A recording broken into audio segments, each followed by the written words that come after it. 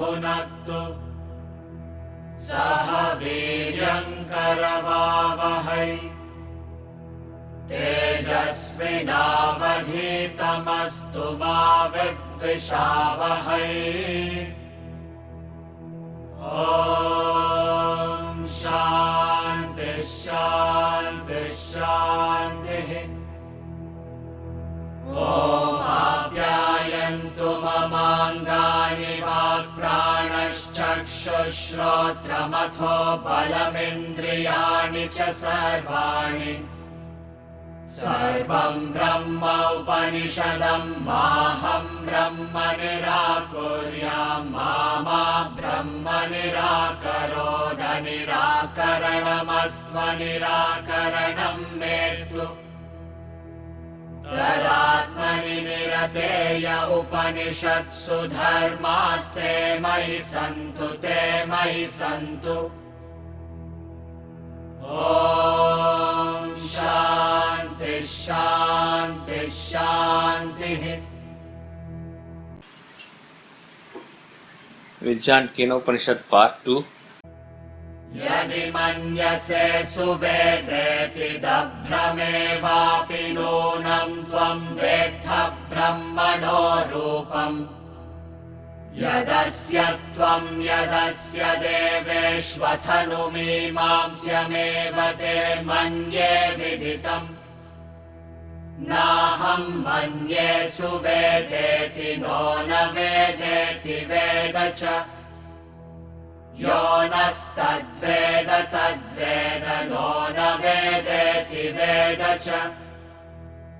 यस्यामतं तस्य मतं मतं यस्य न वेद सः।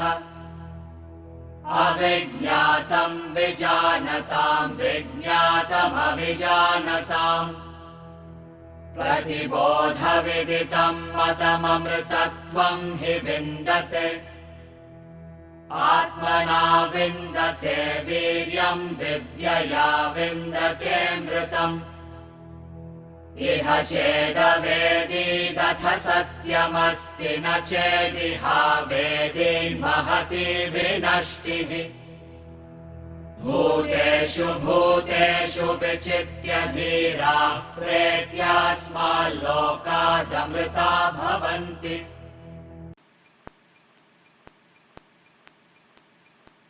There is a general tendency in all of us to like rain.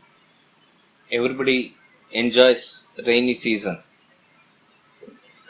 Swami Ramatirtha gives a nice explanation as to why it is so. He says, any act of inspiration is a source of inspiration for others also.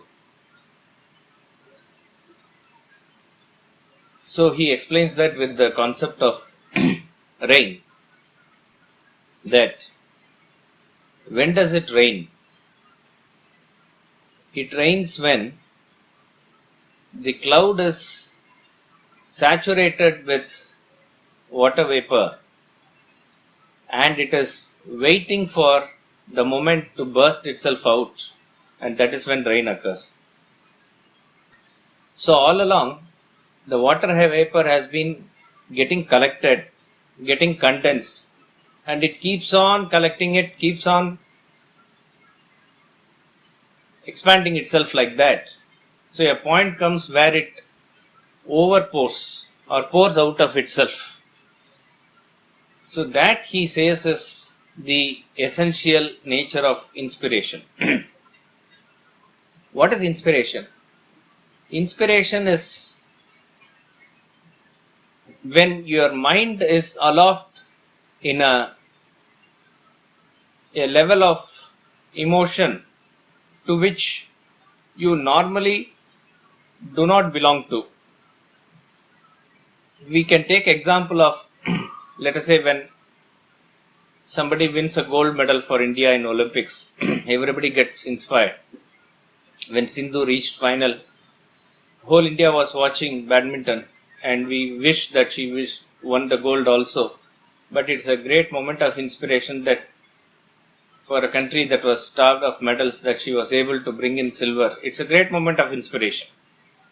When Kapil Dev was able to lead India to victory in the World Cup final against West Indies, it's a great moment of inspiration. When a army soldier he bares his chest against the bullet and dies for the cause of the nation, it's a great moment of inspiration. Not just his whole family or village, but the whole nation rises up and salutes him. It's a great feeling for all of us that such a patriot is there. Now, why is it an inspiration, and why do we need these external instances and occurrences for us to get inspired? Is because normally our mind is not aloft at that height of nationality or patriotism at all times. It is not to say that we are not nationalistic or patriots. We are. But that does not preoccupy our mind. In the sudden moments of inspiration created by an external factor, the mind gets saturated with that idea fully, suddenly. And that outpouring is inspiration. And out of that you may do anything. You may distribute sweets, or you may skip a meal that day in identification with whatever it is. Whatever is your act of inspiration based on that is triggered by that inspiration. So the mind is getting aloft into a certain realm where your mind is not normally belonging to, and this is based on some external force or a circumstance or an event or a personality. Somebody gave a great speech and you are moved by it, you are inspired by it. You read a book and you are inspired by it. So, this is no doubt inspiration, but this inspiration is caused by a external factor.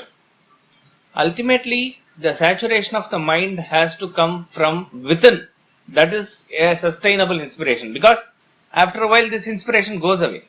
Many people say, when events like Swamiji's Yajna or Sunandaji's Yajna come, or any other master for that matter, those 3-4 days they feel really inspired about the topic that is being discussed, 17th chapter of Gita, Shraddha. And those 3-4 days their thoughts are centered around that. And after a while what happens? It sustains itself for a week or so, then we are back to normal core of activities, which is mundane activities. It's not the type of activities we do, the inspiration with which we do. That is normally what we do, family duties or office duties without any inspiration. It becomes mechanical duties. So, external inspiration is definitely needed, a cause is required. But ultimately, all these study, all these inspiration must slowly lead us to open up our internal inspiration, because that is going to permanently put the mind at a higher place. Now, what happens in the first part of Kenopanishad is very interesting, that the question posed by the student is a very deep question, as to he is eventually asking what is that supreme entity within us. He is asking sort of how do we capture that God itself. That is his question essentially, and probably the most brilliant exposition of that concept has been given by the Rishi, the master, in the first part. No other literature or any other source that we see that it is taking us to such a great height. So, having heard this exposition and deeply thinking about it, your thoughts are now placed at a different level. Now, mere intellect alone cannot be a source of inspiration. What is the real cause for inspiration is that when the thoughts are pegged at a higher level and it is supplemented by a feeling for the same, when there is a confluence of head and heart, Only then that the person feels totally inspired. So here he has talked about the Brahman in no uncertain terms. Fourth mantra says Anya Devatat Vidita Tado Avidita Tadi. And then he says in terms of Nirguna Upasana as to how one must even think of it. How one must even worship it. Not what you people worship here. Not what you people worship here. He hammers that idea 5 times and he says that which makes you see, that which makes you hear, that which makes you think, that which makes your prana function. Like that he says. So this hammering of idea and the thought of Brahman given by various pointers and the closest, whatever you can call it, description, explanation, whatever definition, it has actually taken the disciples to a different realm of experience. This type of experience has not been experienced by any of them before. It is a different feeling. See, from our standpoint, the Kenopanishad that we study is a intellectual exercise. That's why we say it is only half done if you understand it intellectually. But it must really inspire us. There is a glow on the face of the student as he hears the first part. That is what we see. How do we say it? From what the master says in the second part. In fact, I was going through the notes when we were doing Kenopanishad then. That was 98. In our course, 4th cycle. Swamiji said, I don't see glow in any of your faces. There's no glow in any of the faces. And he was saying, we must not mistake. But he says, but it's slightly better than Calcutta audience, he said. Because he always takes a dig at Calcutta audience that they don't react to anything. See, the duty of a speaker is to gauge the mood of the audience and then present the ideas. So if there is a 1.5 hour lecture, first 5-10 minutes or so, whatever, if he is a trained speaker, he will try to bring in the audience to his level, or he will understand the audience level in certain ways, in certain methods, and then he knows where to reach them and what to talk to. So he says, I have tried Sanskrit shlokas, Karmanyevadikara says, because some audience get reacted to Sanskrit shlokas and then you catch them from there and you go. Or for some you quote some Western literature, to thine own self be true, and it must follow us night the day, thou canst not then be false to anyone. Very nice. So some people react to that. Some people react to gross jokes or subtle jokes. He says, whatever I throw, they are throwing back at me. They are looking less like that. So in fact, they are the Upanishadic master sitting there. He was taking a dig. So he was saying, so the point is, the reaction of the student shows that they have got immersed in the knowledge that is transacted. That is what is important. What is being transacted has been fully absorbed by the student. And when the student is brimming with that ecstasy, with that joy, what then the master says is very interesting, very, very interesting. We will chant mantra 1 twice of part 2. Yadi manyase suvedeti dabhramevapi nunam tvam vetha brahmano rupam yadasya tvam yadasya deveshvathanumimamsyameva te manye viditam Yadi manyase suvedeti dabhramevapi nunam tvam vetha brahmano rupam yadasya tvam yadasya deveshvathanumimamsyameva te manye viditam. If you think, I know well, you know perhaps very little indeed. The form of Brahman you have known relates to that of gods. Therefore, now that which is to be known, I think, is still to be ascertained by you. So, what is very clear here is, the mantra says, Yadi manyase suvedeti. Suvedeti means, Veda means to know. Suveda, su, the prefix, whenever it is added, it is to emphasize more, well, extra. So if you know well, Dabram. Dabram means this much. This much. Very little. Dabram. You know only very little. It's very interesting. Dabram is translated as little, which is correct. But why is this, in translation, why is it given as very little?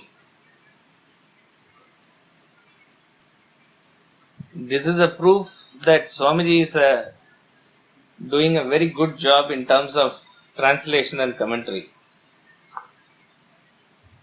Dabram means little, but he has given very little.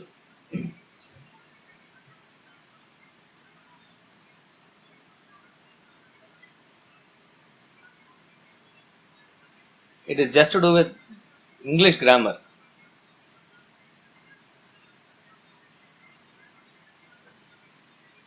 Little can also be small. That's Very little.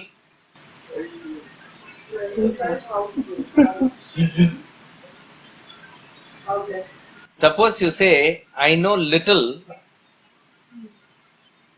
or I know a little. What is the difference? I know a little of mathematics. I know little mathematics. Few have gone to that place. A few have gone to that place. Is there a difference or no? Huh? No, little of mathematics, I don't know. Little means I don't know. Little means absolutely not known. This is the figure of English. This is nothing to do with the exact figure of speech in English says, few have gone there means nobody has gone there. A few has gone there means some have gone there. Very few people have gone there. So that is why probably he has translated this as very little. It is not that you don't know anything. He says, if you think I know well, Suveda. So know well means I have known now Kenopanishad and I have known Ishavasya Upanishad. I have known the Vedanta treatise. I have known everything. I have known the pointer. I have known Kshara, Akshara, Uttama Purusha. I know it very well. I know it very well that what Brahman is. I can take class. I can write thesis. I can maybe answer all questions. Dabram. It is Dabram, he says. If you know well, that means a sort of, again, what he has mentioned very clearly in part 1 is that it cannot be captured by your thought, it cannot be captured by, but by this repetitive reflection and contemplation, you have captured even that idea that it cannot be caught, that it is unknowable, that your mind cannot go, etc. Sort of you have come to a conclusion that this is what it is, based on which your feeling is there. See, again, I am saying this because there is a glow in the face of the student. Master has given all the knowledge. Since he sees the different glow in the face of student, he is making the statement that actually they are experiencing now something. It is not a intellectual arrogance that they are saying that I know it. But combined with their knowing is a feeling of something that they have not experienced before. So they have been actually transported to a different realm altogether, which he sees from their face. That's why he is a master. He is very clearly able to see what they are going through. And in that state of their experience, he says, if you think you know it well, if you think you know it very well, very little indeed is your knowledge. Very little. Dabrameva pi nunam. Indeed is your, certainly that is not what it is. Yadasya tvam yadasya deveshvatanu mimamsyameva te manye viditam. If you think you have got Brahmano Rupam, Rupa of Brahman. Again, Rupa of Brahman here very clearly has mentioned that the Nirguna Brahman is what the master has described. So it is not that they have understood Brahman as a form or something. But what actually happens in the experience of such elevated seekers, if we are able to conceive, then we will be able to understand this mantra. See, when a person is able to intellectually understand the concept of God through the portions that has been given in part 1 or similar mantras like that, his mind gets preoccupied with those thoughts. You yourself, in terms of trying to understand those concepts, you will want to go over it again and again. You will want to write about it, think about it, so that it is not possible for you to get that thought out of your system if you are a serious seeker or a student of that. In this process, what happens is that a feeling of, my God, this comes not just in Upanishadic understanding. In any understanding of knowledge, you really begin to know when there is this wow feeling. That is when you really begin to know. A simple thing like you take any concept in mathematics, you take any concept in Sanskrit, you take any concept or piece of history. When do you really know the depth of what you are knowing? Is when it creates that feeling within you, my God, this is what it is. All this time it was just, you might have heard it, it might have just been words. It might have passed through your intellect. But the depth of the understanding when it comes, that is when you really know.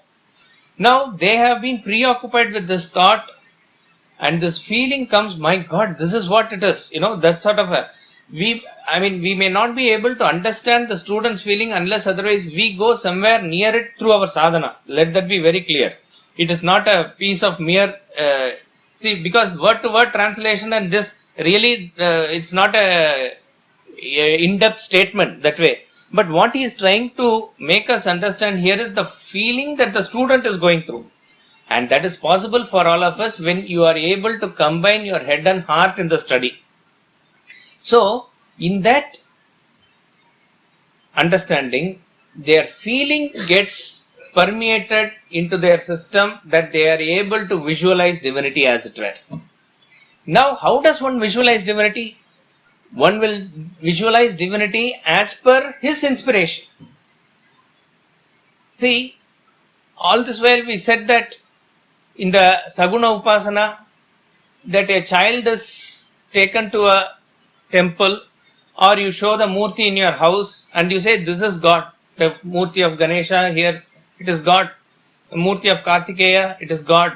Or the Murti of Shivalinga or a Narayana, that is God. No doubt about it, it is God. That is how it gets imprinted in the mind of the child. And later, this is the LKG stage of our worship, our relationship with God. And later, through these studies, through our inquiry, we begin to understand that God is formless, God is all-pervading, God is everywhere, He is all-powerful. All these concepts are making us go nearer and nearer to Him intellectually. And then afterwards, it is not that you are completely cut off from your whatever you have been worshipping before. That same thought comes back as feeling, and the way you relate with that God or the Murti in front of you now will be different.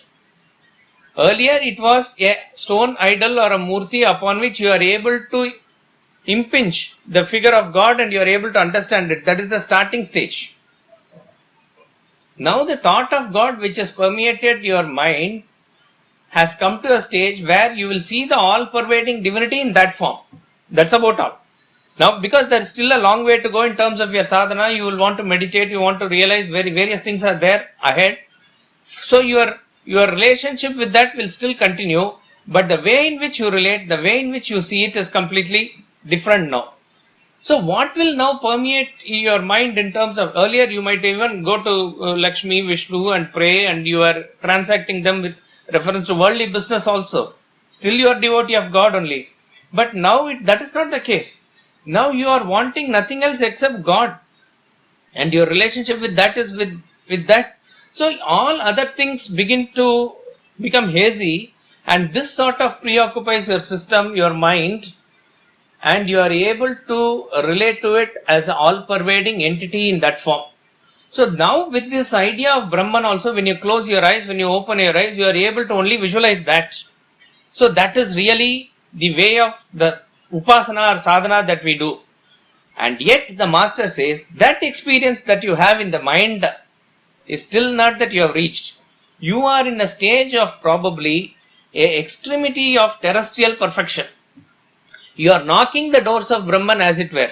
Your inspiration has taken you to that height where you are able to feel a different kind of divinity, a ecstasy, a unspeakable experience. You cannot even relate it to others. This sometimes even temporarily we might have got it here and there, but it comes based on a sustained study of thoughts on Vedanta and a sustained piece of devotion, etc. It is not just, I am not trying to,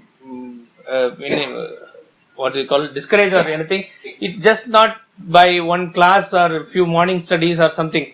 It's based on a sustained sadhana, a intense devotion, a intense thought process by which you are able to. That is why sometimes when people go to ashram or something for a 10-day course, they are able to somewhat at the 7th day, 8th day, if they are sincerely doing it, they are able to feel something because they are cut off from all their worldly course. Here, even however sincere you are doing your sadhana to the best of your ability, but the attachments and other preoccupations of the world will pull you off.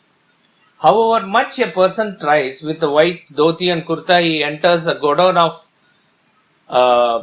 where the charcoal and coal, these things are kept. However careful he is, some mark will be there in his dhoti. He cannot completely escape. Similarly, a person who is a grahastha doing his daily course of activities, however much he tries to keep himself aloft with these ideas, it is not impossible. However much he tries, there will be preoccupations.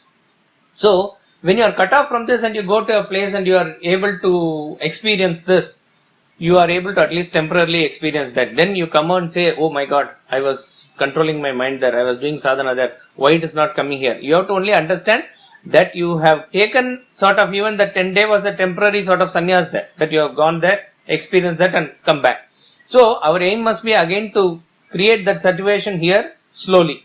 So if here this person, this student, it is understood that he has gone through the phase and he is waiting for that brilliant exposition based on which he is able to glow. He is able to go that distance. So immediately the master understands and says, you are still in the realm of experience. What you are going through is an experience based on your mind and intellect. Yes, the mind and intellect as though goes into that samadhi state or as though goes into that state of self-absorption, etc. But you are still experiencing Brahman as a objective experience. So he says, there's a long way to go. There's a long way to go. What you need to do is, you need to ascertain Brahman. That means continue your sadhana, go ahead till you subjectively, completely dissolve into that experience. That's what he says here. If you think, I know well, you know perhaps very little indeed. The form of Brahman you have known relate to that of gods. Gods means gods, deveshu, plural it's given because gods are nothing but expressions of Brahman. Hinduism, we should never get into this argument of whether Hinduism is monotheistic, polytheistic, etc. because these are all Western constructs. These are all Abrahamic faith related. Monotheism, polytheism, etc. In fact, Hinduism is neither monotheism nor polytheism. Hinduism is talking only about Brahman alone. All that is manifest is Brahman alone. It is a different, so if at all any word, if you want to closely relate to all these things, you can use the word polymorphic. Polymorphic means one becoming many. Polymorphism or pluralism, you can put it that way. But there is no need for us to fit in our way of thinking and worship into certain fit definitions that is there. So, this idea that we have many gods is nothing but expression of the divinity in various forms. That's all. Each one can have a visualize divinity as per their own inspiration. See, in the Vedanta treatise, there is a chart given, which is a very important chart. It explains the human personality in toto, in complete detail. So all of you are mostly aware of the chart. It says first self Om. Under that Vasanas is there. And this Vasanas is spread into body, mind, intellect.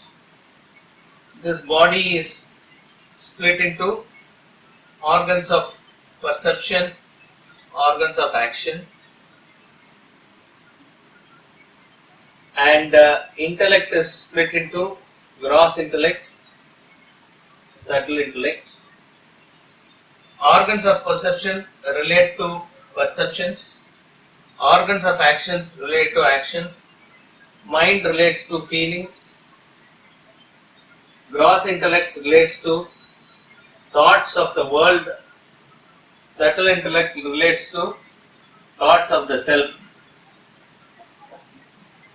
So when you are perceiving, you are called as perceiver, actor, feeler, thinker, contemplator. So the self that you are is now manifest as this personality: perceiver, actor, feeler, thinker, contemplator. We are a hyphenated personality. This is a very useful basic chart. What needs to be thought about in this chart is the entire personality of each and every person manifests according to his vasanas. Vasanas means your unmanifest personality. The self, the supreme self, is universal, it's infinite, it is same in all, there is no difference at all. Everybody is the self. That there is no question. That is infinite. Vasanas, however big it is, Janma after Janma, it seems to continue. That ignorance, however big, however great it is still finite. Because if that is also given the status of infinite, then we can never realize the self. Ignorance is finite. That is why we can overcome that and realization is possible. This is the faith. Each one is different because each person's vasana is different. And that vasanas express as body, mind, intellect. And therefore your body, your mind, intellect are different, your thoughts are different, your feelings are different, your perception means even the same thing that you see, the way you see, the way I see will be different based on our vasanas. The actions that somebody is doing business actions, somebody is doing politics actions, all the actions will be different based on their vasanas. It's very clear. But your perceptions, your actions, your feelings, your thoughts all are based on vasanas. But this last one here, the thought of reality, thought of self, why is that thing coming under vasanas? See, there are certain things, certain concepts in Vedanta which are the subtle concepts. We say as it were it is a manifestation of the self itself in you. See, when in the Tattvabodha beginning we talked about a quality called mumukshatva. Mumukshatva means an intense desire for liberation. That is there in all of us. In some it is dormant. Once the desires get little lightened, then it comes up. And you have to blow that. If the spark is not there within you, it can never be put into it. Spark is there. It is covered by leaves. It is covered by dust. It is covered by various desires and other thing now. So therefore it is for your duty to find that spark and blow it up. So this concept of mumukshatva, this concept of conscience in a person which is always pointing towards the self, etc. All these concepts, we don't normally put it under vasanas. It is not that some person has a vasana for conscience or something, or some person has a vasana for nobody can say I have vasana for self-realization. Oh, I am not bothered because I don't have any vasana for that. I will not. No, you cannot say you don't have a vasana or not have a vasana for self-realization. Self is there within all of us. When all other thoughts gets displaced, this thought comes up as it were. So in that sense, if you see that thought of reality when it is there, it is which is common for all. At some point of time when the subtle intellect opens up, it is going to come. Why it is coming under the chart vasanas? That is the question. Think about it. Why should thought of reality be placed under vasanas, when actually the thought of reality is what you think of the self. It is it'll come automatically. It will come when all other thoughts of the world gets displaced. It is not that you go into shunya, don't go into vacuum or nothingness or blankness. Thought of divinity, thought of reality replaces everything. Slowly it will come and it will gain momentum. So it is an aspect of self, as it were, within us. But it is, in the chart, it is given under vasanas. Can you think why? Yes, sir. But when the thought of reality goes away, you submerge into Brahman. So that is a quality. So that the moment is a quality, it is a vasana. No. Generally, as long as thought is there, everything falls under the realm of matter. That there is no doubt about it. Even mumukshatva, as long as thought is there, vasana is there, something is there, anything apart from pure consciousness is matter. That way it is not spirit. That way it is clear. But why should it come under the purview of vasana? In other words, somebody cannot say, I have vasana for this type of, divinity. Somebody cannot say, vasana for maths you may have, I may not have. Vasana for cricket you may have, I may not have. So vasanas are individual specific. That way can we say reality or God is individual specific? Because that also the desire. To attain that also the desire. And that's what I am saying. To attain God, ultimately, the thought of self in some form or the other, can you say it is individual specific? In other words, there are some people who can be without that also. You have to be without it to attain Brahman, sir. Huh? No. Ultimately, you have to drop that. But can that manifestation through the subtle intellect is that thought? Ultimately, you have to have the thought of the self to realize the self. Thought of the self, everybody will have. Yes. Everyone has a self within them. So unconsciously or consciously, they will have a vasana for the self. They will. I am saying that way, when all other things are individual specific, this you are saying again, reiterating the point that it is common for all. So why should it come under the vasana? So I think it's not individual specific. Yeah, it is universal. Still a thought. It is still a thought. That's understood. It's a vasana.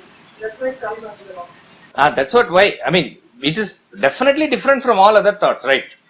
In other words, if I don't have mathematics vasana, I may not have thoughts for mathematics.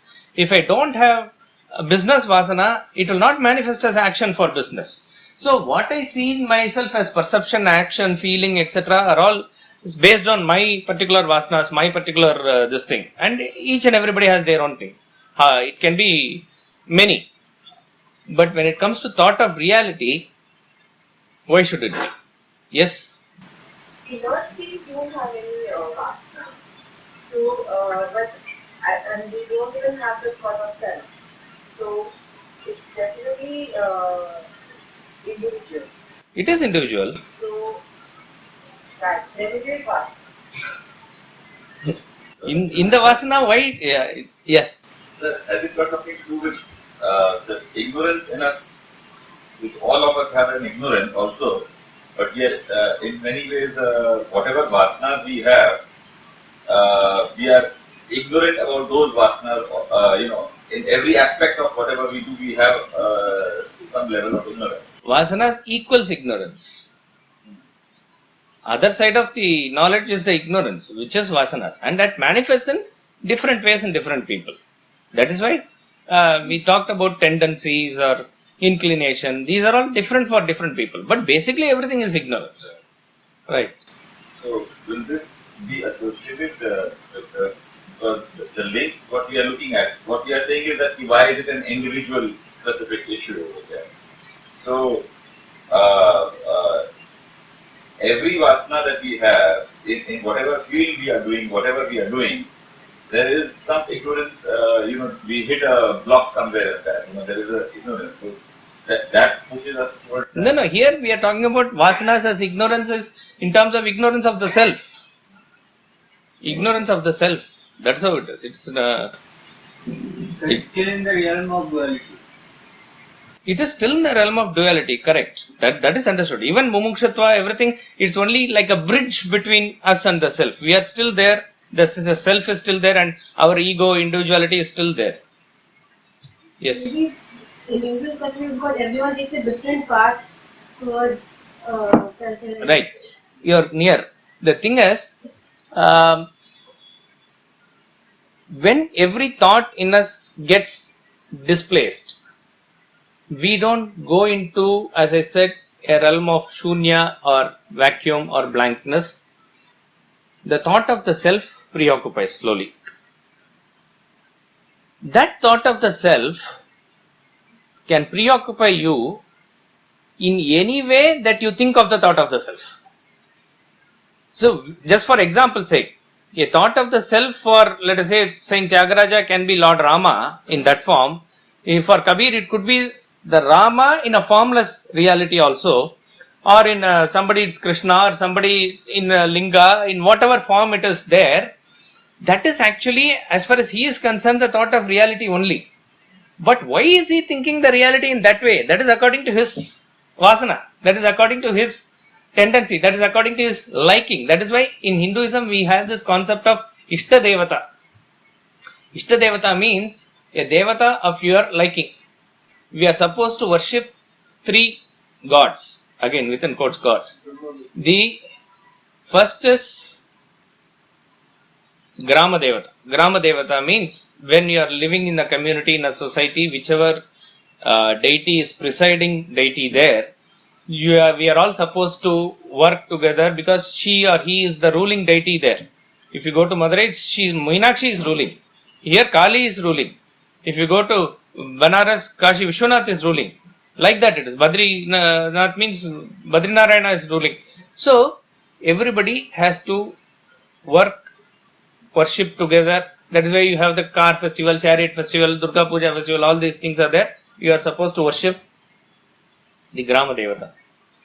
You are supposed to worship your Kula Devata. Each and every family has a particular deity.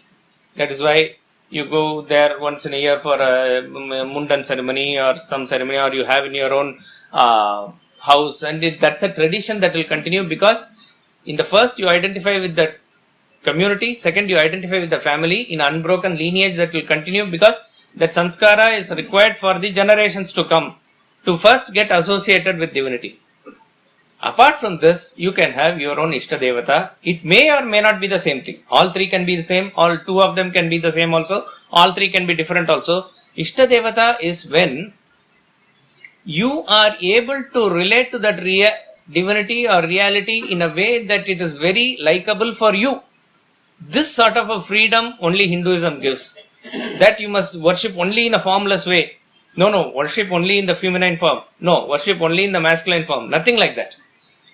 So, you are able to relate to it, somebody is able to relate to Krishna, even that Ishta Devata in a form that you want. Krishna was worshipped as a son, and Yashoda was able to move ahead with that relationship. Somebody can do it like that. Krishna was worshipped as a lover. Krishna was worshipped as a guru. Krishna was worshipped as a friend.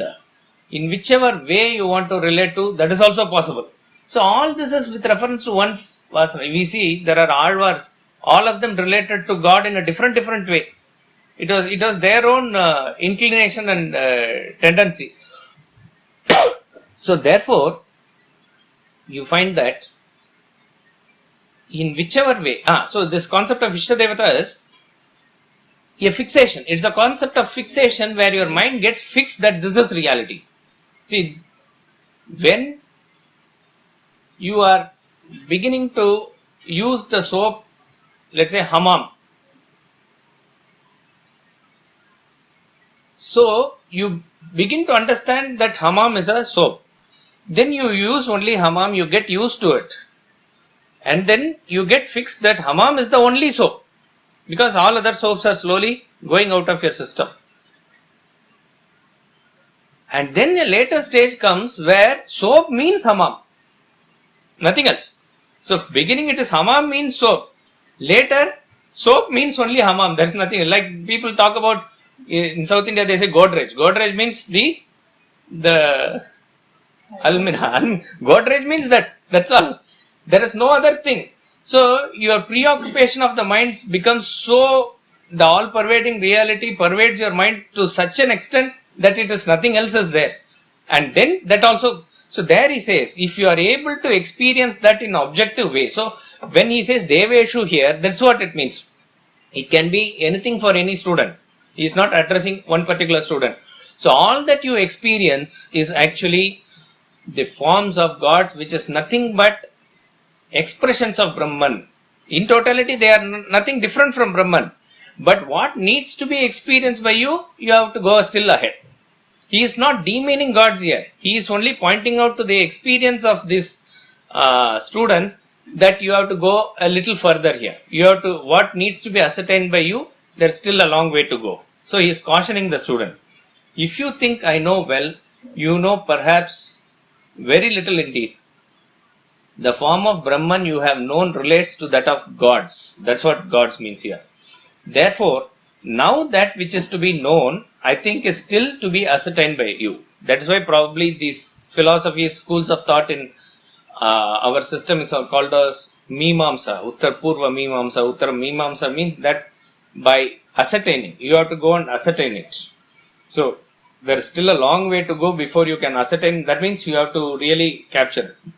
So, the message here is, mind and intellect are required for us to reach the self. But you cannot reach the self with mind and intellect. Vedanta treatise beautifully gives one statement. A religion is a mysterious process by which mind and intellect, in search of that inscrutable Brahman, gets lost in that Brahman.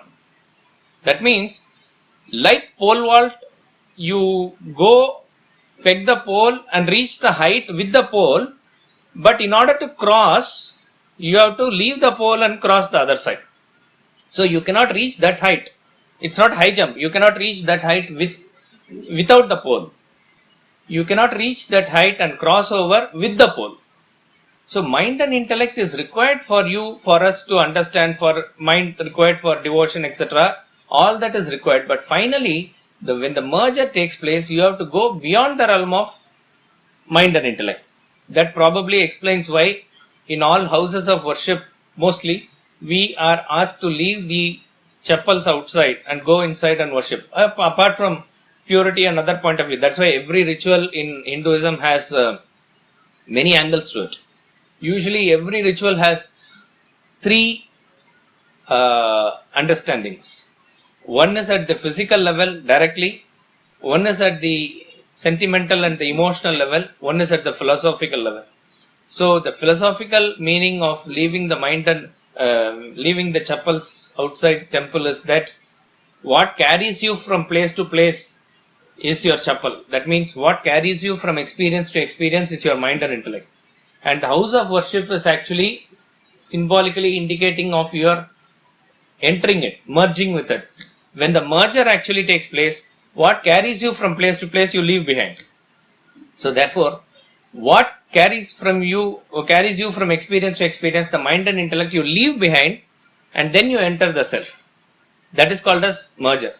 So this mantra is just only cautioning the student that experience of ecstasy that you do, that you have, which is why this caution is there, because we are now experiencing something which we have never experienced before. So there is every possibility for us to misunderstand that this is what it is.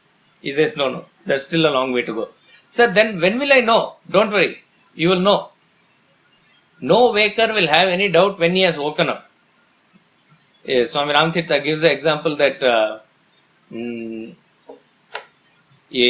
young girl gets married and after a few months or 1 year or so, she becomes pregnant and she is experiencing a different life now, a different experience. As the thing is maturing, she is now with her mother and she is very innocently saying, by chance if I am sleeping and the child is born, please wake me up because I want to be there to witness it, she's saying. So the mother says, don't worry, when that thing happens, not only you will be awake, you will make everybody awake around you also. So it can never happen. So suddenly I realize the self, how do I know? Please tell me. Don't worry. When you realize the self, it will be known. When you wake up from the dream into the waking state, you will know it. So that state of self-realization is not that it will escape your cognition, because that is full awareness only. So before that, it is not to poo-poo again this, just giving a caution that do not be complacent. That, there are some people, and as I said, it may be sometimes due to external circumstances also, that we go through certain experiences and we feel this is it. But it is not so. There is a still way to go, a long way to go before we actually attain the state of self-realization. So earlier you just mentioned that at best Buddhism can be described as monotheism. It cannot be restricted to monotheism or polytheism. And can you use the word at best can be described as Polymorphism. At best can be described as one to many. One becoming many. One becoming many. So sir, at the lower base level, like our refined, where we are also talking about dravyam, where we are doing worship in a form. So is it better to understand now from many to one than one to many? So it is easier at our level to understand many to one. Because for me to understand that I have to merge into Brahman is easier than that I am already part of it. No, I am talking about the view of Hinduism. No, that I understand this. I mean, I'm not.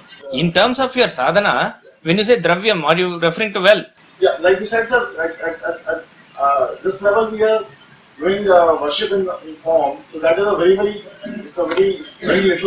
way of understanding. No, not worshipping. See, you have to be very careful in understanding. He is saying, whatever form, in whichever way that you have felt that, and in that ecstasy that you are there, it is still a manifestation of Brahman only. Meaning it is still in the realm of your experience. What you need to experience, which is self-realization, you have a long way to go.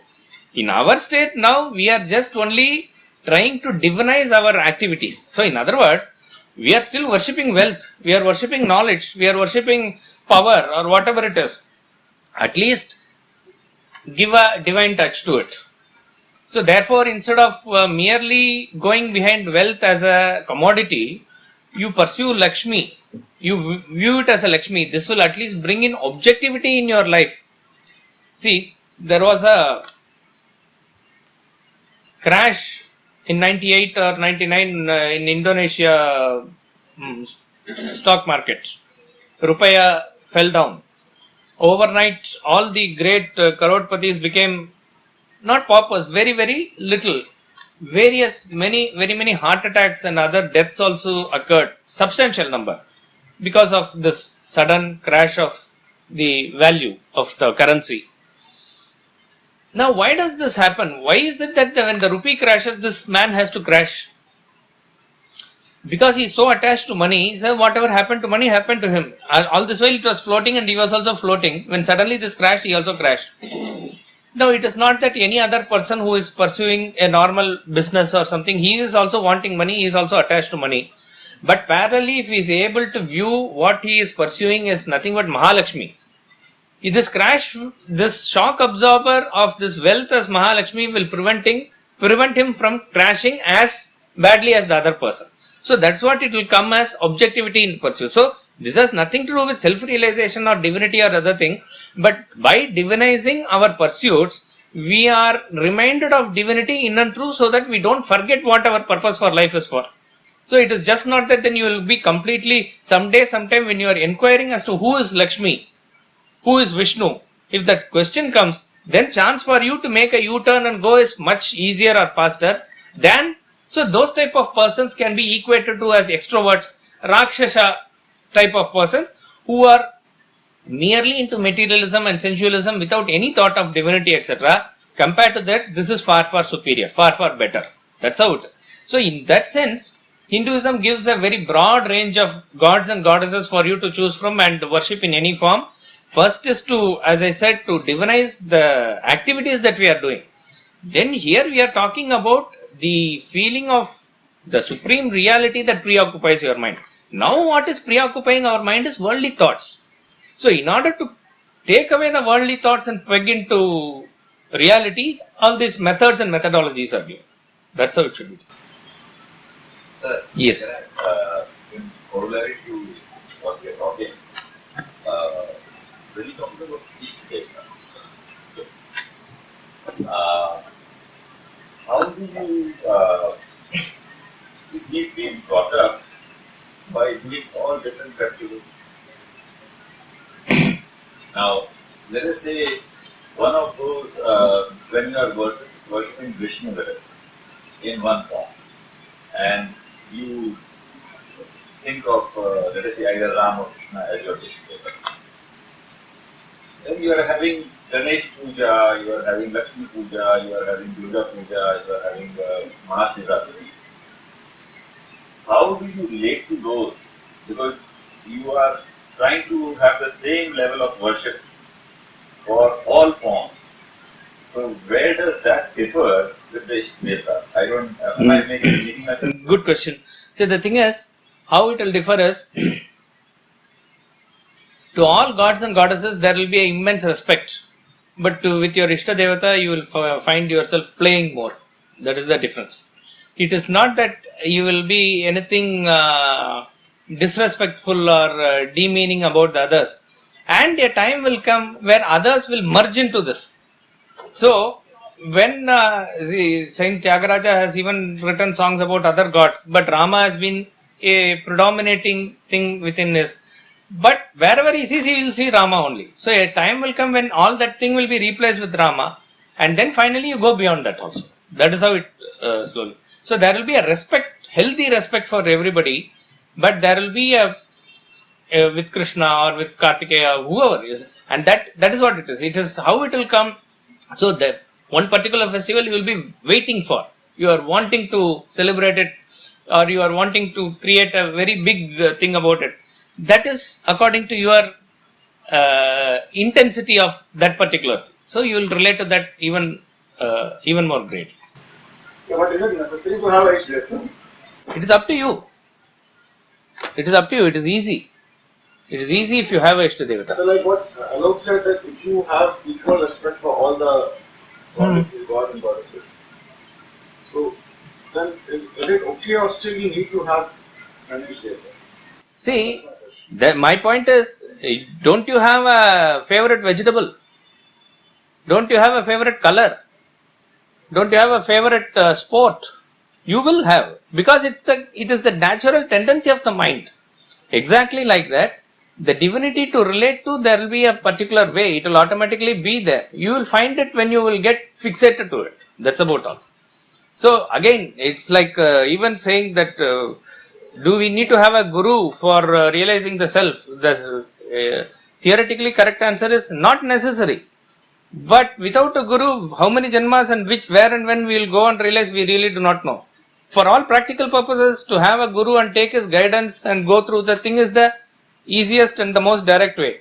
But theoretically, without a guru, you yourself can do the sadhana. That is why, in a way, they say there are various charitras of bhaktas in Puranas, Bhagavad, etc. It is given. You will find that mostly Narada or his type of people interfering with somebody like Dhruva or to Prahalada. So he is the sort of the guru position. He is there. When his grace is there, for them to reach God becomes easy. But we see in that case of story of Vishwamitra that he had to struggle and struggle and struggle, but ultimately he also reached where he was supposed to reach. But there was so many ups and downs, so many. So one of the interpretations, again, don't ask me whether it's right or wrong. It's just for your thought. Why is it so that there was no guru as it is in his charitra we find? But it is possible to reach, but it is highly impractical and given our present day. So like that it is. You will find, see, usually what happens is, some people say we belong to Brahma Samaj, Arya Samaj, in our thing no rituals are there, no deity worship is there, no, see, all that is fine. It is not that somebody is, mostly this Brahma Samaj, Arya Samaj, all these things are used as an excuse. Sometimes they don't want to do the rituals also. They take under the umbrella of this Brahma Samaj and Arya Samaj. But let it be there. Even that, because usually this comes from satsang practice or what has been, suppose if a mother has taken the boy to a Vishnu temple and he has begun to grow affinity with Vishnu, that means that he will grow along with it. All that is understood. It may be very difficult to get that sort of intensity later, but it is not ruled out. You can find, or it will come, or it can be the formless reality also. It is not that. If you are able to find that self within you and you are able to relate to it in the sense of I am not the body, I am the self, in whichever way, whichever is comfortable for you, whichever is easy for you, that is what you will catch. Sorry, I just want to explain this. So when I'm doing Puja of Ram, I'm very happy doing Puja of Ram or Krishna, Shiva, Puja, whatever. At that moment, I'm very happy doing that particular deity's puja. And I feel very connected, connected on at my level. So do I really need to work towards an Ishtadeva? That's my question. Today I don't have an Ishtadeva. I love all my gods. No, you need not, in other words, you need not put in special effort for it. But when it comes automatically, you don't resist it, that's all. If it comes, as and when it comes, you need not resist it. It will be there. We'll chant mantra 2 and conclude. Naham manye suvedeti no na vedeti vedacha Yonastadveda tadveda no na vedeti vedacha Naham manye suvedeti no na vedeti vedacha Yonastadveda tadveda no na vedeti vedacha. We are reading the literal translation.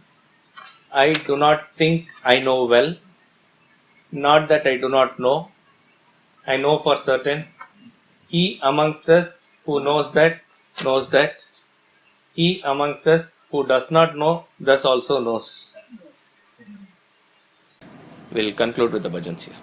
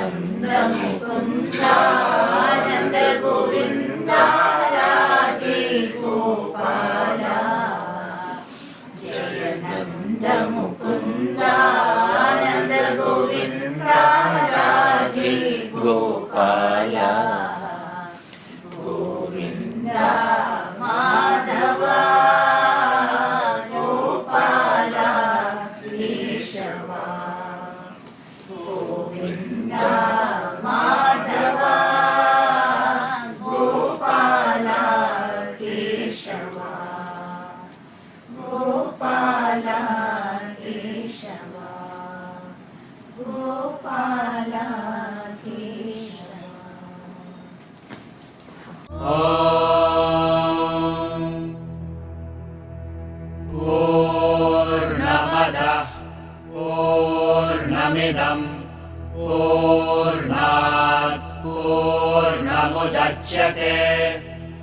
पूर्णस्य पूर्णमादाय पूर्णमेवावशिष्यते।